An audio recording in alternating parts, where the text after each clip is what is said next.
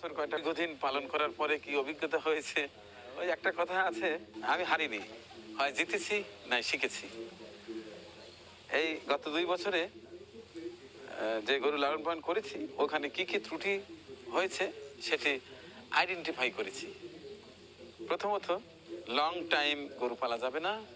দ্বিতীয়ত, কয়টা গরুর জন্য কয়টা শ্রমিক সেটা আসলে সঠিকভাবে নির্ধারণ করতে হবে এবং তাদেরকে দিয়ে সেভাবে কাজ করিয়ে নিতে হবে। এই দুটোই আমার ত্রুটি ছিল, যে কারণে আমি গরুতে লাভ হলেও এই ম্যানেজমেন্ট খরচে আমার ওইখানে কিছুটা ঘাটতি হয়েছে। এরপরে আমার লাভ হয়েছে, আমি বিষয়টা বুঝতে পেরেছি, শিখতে পেরেছি, ধরতে পেরেছি, যে কারণে এই সেটে আমি সেই অনুযায়ী কাজ করব।